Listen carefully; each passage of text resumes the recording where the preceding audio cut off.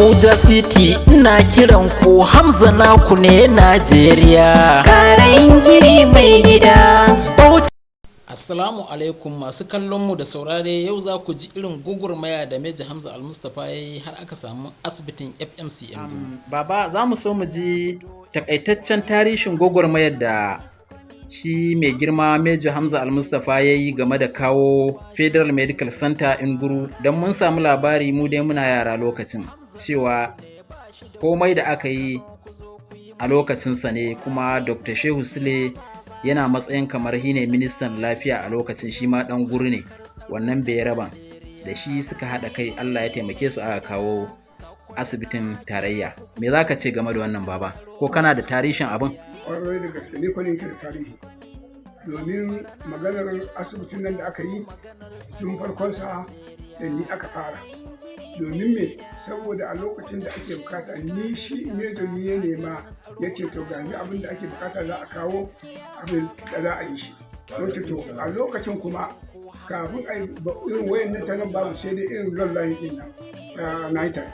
Ita wannan yana can da shi muke magana yaya za a yi a samu abubuwan da za a yi, sai muka tattara. Akwai ciyaman na wanda shi ƙasar radio wancan na gidan ɗan bawa, to shi ne ciyaman ɗin al'umma, to shi muka haɗu sai mu kirawo shi mejo mu magana da shi ta lallayin ɗaya waya ta shi a lokacin irin wanda ake garawa ɗin, to da ita muke yin kira.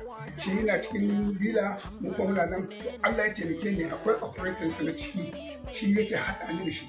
To duk sanda yake nema na ma'aikata ga abu da sai kuma sai in neme ni, sai in je ce nemo ciyamar radio wata zo a yi magana asibitin nan. To magana asibitin nan ana yin ta, Allah da ikonsa shi a can suna tare da Dr. Shehu Sule.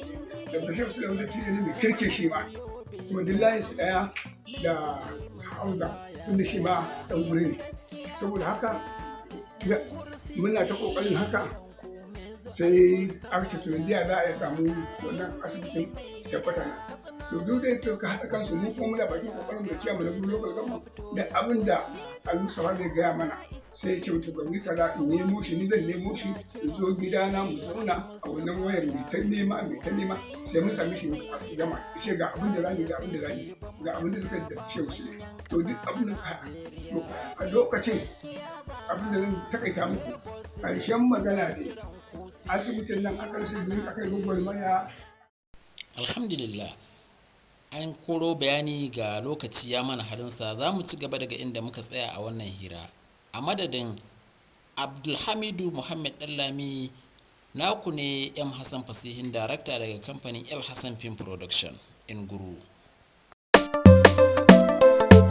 Major Al-Mustapha is